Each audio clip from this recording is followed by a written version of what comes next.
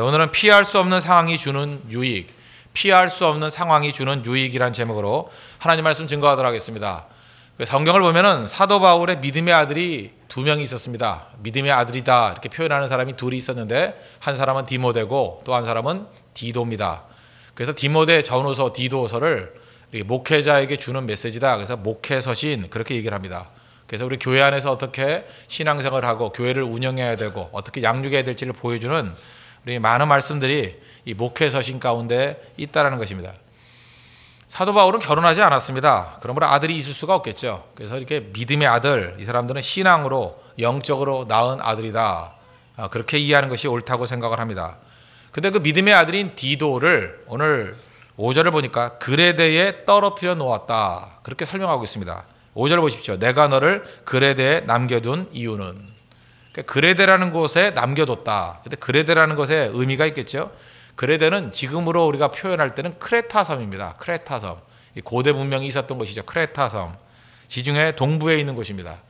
그 지역마다 이렇게 특성들이 있지 않습니까? 뭐 나라에도 국민성이 있고 지역마다 그런 게 있죠. 어느 지역은 뭐 장사를 좀 잘하는 지역이 있고 어떤 지역은 뭐 전국 깡패가 다 나오는 지역이 있고 그죠? 어떤 지역은 뭐 목사가 좀 많이 나오는 지역도 있고 어떤 지역은 뭐 이렇게 교육자들, 교육도시라 그러잖아요. 교육자들이 많이 나온 곳이 있고 뭐 어떤 곳은 뭐 이상하게 체육 선수들이 많이 나오는 곳이 있어요. 이렇게 지역마다 딱 맞는 건 아니지만 이렇게 특성이 있는 곳이 있습니다. 그런데 이 그레데도 특성이 있었는데 주로 그 악명이 높았던 것 같습니다. 아주 험난한 곳이다. 목회하기 힘든 곳이다. 사람들이 참 거친 곳이다. 뭐 그런 이야기가 있었던 것 같습니다. 자기 스스로도 평가하기를 12절을 보십시오. 그레데인 중에 어떤 선지자가 말하되 그레데인은 세 가지로 얘기하겠어요. 항상 거짓말쟁이며 두 번째 악한 짐승이며 세 번째 배만 위하는 게으름뱅이라 하니 이 증언이 참되도다. 그러니까 자기가 스스로 얘기하는 것입니다. 자기들끼리 얘기하기를 우리 그레데 사람들 이러이러해 하면서 특성을 얘기를 하는데 속담같이 전해오는 얘기를 하는 거예요. 첫째는 거짓말쟁이다. 거짓말이 문화였다는 것입니다. 거짓이 사회의 통념이었다는 것입니다. 그래서 이 그레데에 가면은 웃기는 건데 제우스의 무덤이 있대요. 제우스는 신인 아닙니까? 죽지 않잖아요. 근데 제우스의 무덤을 만들어 놓고 거기서 영업을 하더라는 거예요. 장사하더라는 거예요. 그러니까 얼마나 사기에 능한 섬인지 알겠죠. 그래서 지금도 그 유럽에 가보면 그 크레타 섬 출신들이 굉장히 그 사기를 잘 치는 상인들로 유명하답니다. 그 뿌리가 2000년이 지났는데 아직도 그렇대요. 아직도. 그러니까 거짓말 문화가 아주 강한 거죠. 그 동네 사람들은 참 거짓말을 많이 하더라. 또 하나는 악한 짐승이다. 이거는 소돔으로 생각하면 됩니다. 소돔과 고모라. 그 창세기 19장에 보니까 천사가 왔을 때 소돔의 깡패들이 그 남자 천사가 왔는데 막 욕보이겠다 그랬죠. 남자가 남자를 욕보인다. 뭐 동성애 뭐 그런 것도 있었고. 그런데 이것이 한두 사람 깡패들의 문제가 아니었다는 것입니다. 창세기 19장 4절 보니까 그들이 눕기 전에 그 성 사람 곧 소돔 백성들이 노소를 막론하고 이게 굉장히 중요하다고 생각합니다. 뭐 한두 명이 그런 게 아니라 노소를 막론하고 늙은 사람이나 젊은 사람이나 다 이 짓 하고 다녔다는 거예요. 그러니까 뭐예요? 이 동네 자체가 다 짐승 같은 문화가 있었다는 것입니다. 악한 짐승이며 이 크레타 섬도 섬이기 때문에 그런지 모르겠지만 그 동네가 굉장히 이렇게 풍토가 안 좋았답니다. 문화적으로 그런 동네였다. 악한 짐승 같은 짓만 하는 동네였다. 또 한 가지는 뭐라고 얘기합니까? 배만 위하는 게으름뱅이라. 먹기만 하고 새벽기도도 안 나오고 뭐 그런 사람이라는 거예요. 한마디로 얘기해서 영적인 요소가 없다는 것입니다. 전혀 육적인 것에만 집중하는 그러한 도시였다. 그러한 동네였다. 그러므로 머물고 싶겠습니까? 디도도 좀 내성적인 사람인 것 같습니다. 디모데와 똑같이. 여기 머물고 싶지 않았거든요. 그런데 거기에 머물라고 얘기합니다. 왜 그렇죠? 사명이기 때문에. 우리도 지금 우리 개인에게 한번 정격해 봤으면 좋겠습니다. 우리는 되게 내가 원하는 곳에 가기를 원합니다. 그죠? 내가 그 원하는 곳에서 일하기를 바라지 않습니까? 그러지 않은 사람이 누가 있겠습니까? 그런데도 불구하고 하나님께서 원하지 않는 곳, 머물고 싶지 않는 곳, 접하고 싶지 않는 곳에 우리를 보낼 때가 있다는 거예요. 그 사명입니다. 사명. 나에게 그레데가 어딘가.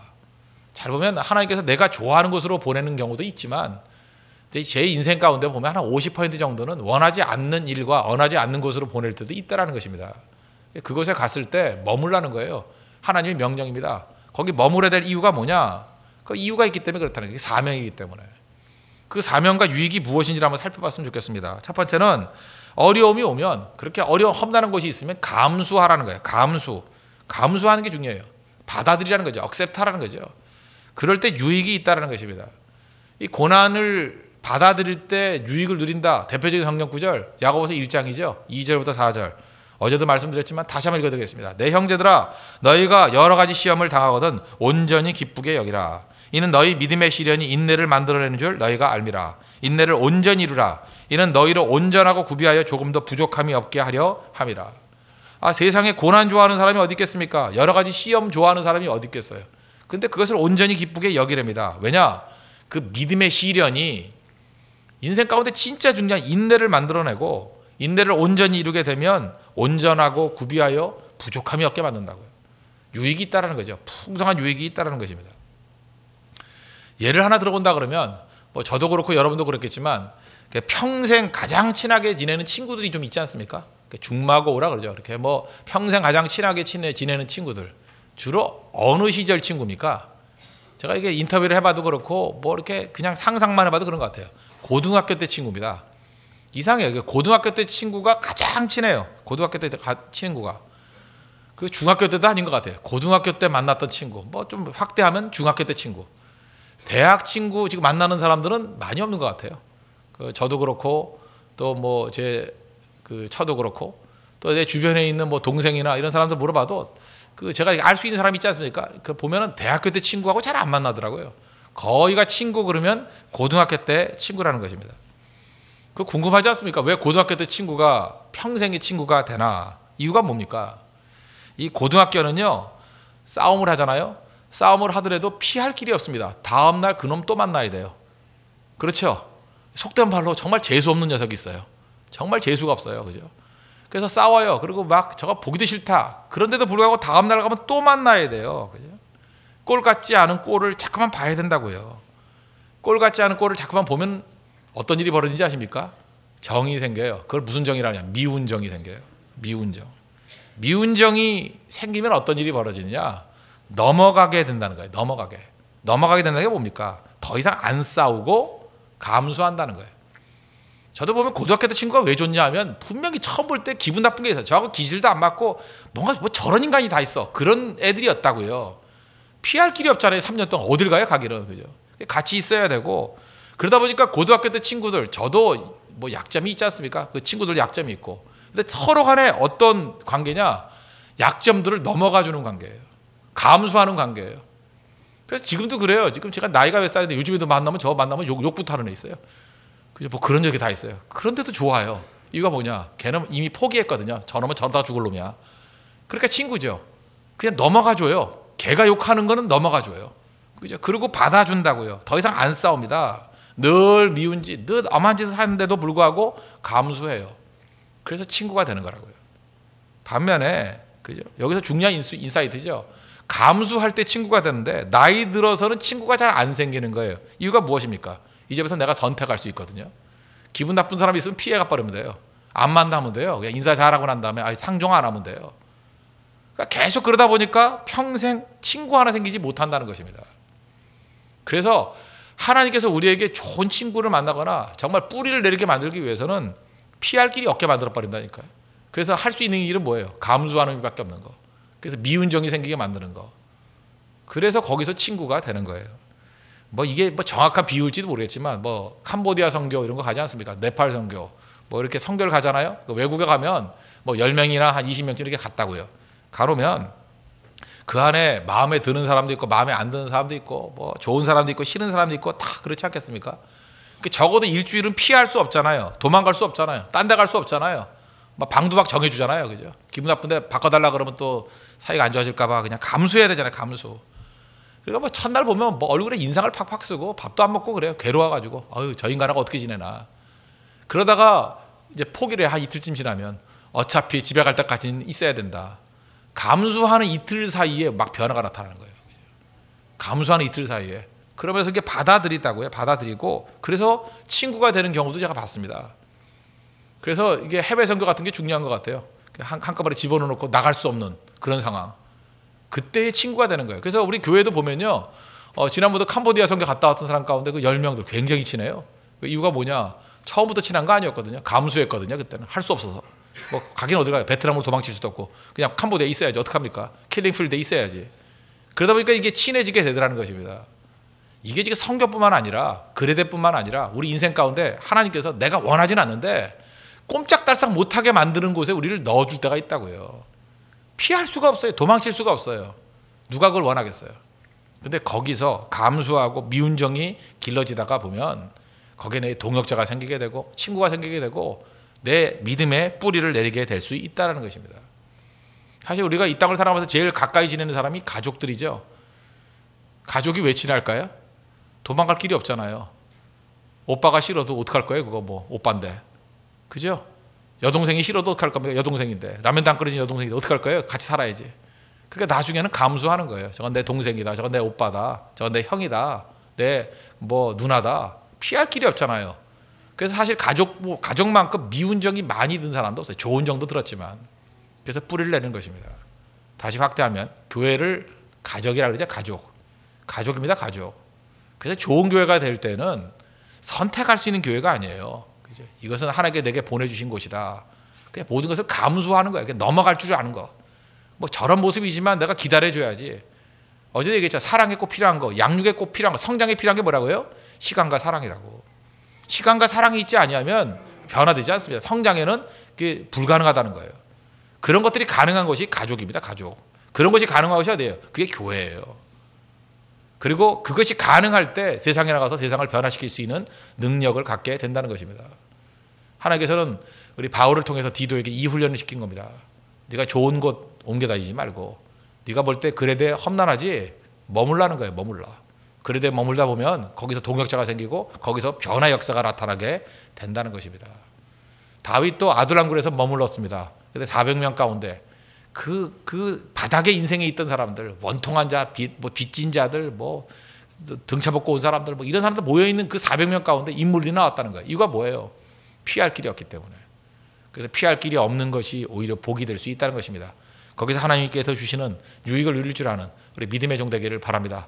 그래서 여러분들 마음 가운데 지금 내 그레데가 뭔지 이렇게 생각이 딱 떠오르죠? 하나님 이곳에 머무르면서 하나님이 주시는 유익을 풍성히 누리기를 원합니다. 그럴 때 우리 인생이 더 깊어지고 강해지는 인생이 될 수 있다는 것입니다. 또 한 가지는 그레데가 주는 의미는 뭘까? 난관 아닙니까? 두 번째는 그것을 창조의 기회로 삼으라는 것입니다. 사람들은 행복을 주어지는 것으로 생각을 해요. 어제 메시지하고도 비슷하죠. 이걸 행복을 기성품으로 생각하는 경우가 많이 있다는 것입니다. 그러니까 완제품으로 생각할 때가 많이 있어요. 그러나 생명에 관한 모든 것들, 그죠? 행복이라든지 뭐 믿음이라든지 사랑이라든지 모든 것들은요, 이 생명에 관련된 모든 것들은 과정이 필요합니다. 시간과 사랑, 과정이 필요하다는 거예요. 그러니까 기다려줘야죠. 최근 들어서 우리 결혼하려고 하는 많은 젊은이들이 있지 않습니까? 결혼 왜 안 할래? 그렇게 물어보면 다 그래, 뭐 준비가 안 됐대요. 뭘 그렇게 준비할 게 많은지. 대개 보면 살 집도 준비 안 됐습니다. 돈이 없습니다. 뭐 가구도 준비 안 됐습니다. 다 그런 얘기를 하는데, 그래서 준비 다 하고 결혼하는 사람이 몇 명이나 되겠습니까? 집이 있고 직장이 있고 여건이 다 되고 난 다음에 준비가 다 되면 행복이 오는 게 아니라 사실은 그 만나고 난 다음에 가꾸어 가는 겁니다. 옛날에 아무것도 없이 시작했잖아요. 그때가 더 훨씬 행복했다라는 것을 우리가 느끼게 된다는 것입니다. 결혼 생활 우리 신앙에서 배워야 돼요. 그죠? 씨부터 시작해가지고 씨앗 뿌리는 겁니다. 싹이 나게 되고 줄기가 나게 되고 이게 성장하게 되는 거예요. 같이 그것을 가꾸어갈 용의가 있느냐, 의지가 있느냐, 그게 결혼의 조건이라는 것입니다. 다 갖추면 무슨 재미로 살아요? 생명은 언제나 가꾸어야 된다는 거 잊지 마십시오. 디도도 마찬가지입니다. 자기가 원하는 환경 아니었습니다. 그래도 그 원하지 않죠. 사악하고 거짓말하고 게으름만 뭐 넘쳐나는 곳 누가 있고 싶겠습니까? 근데 그곳에 머물면서 그곳을 살만한 곳으로 만들라. 그게 하나님께서 원하시는 뜻이라는 것입니다.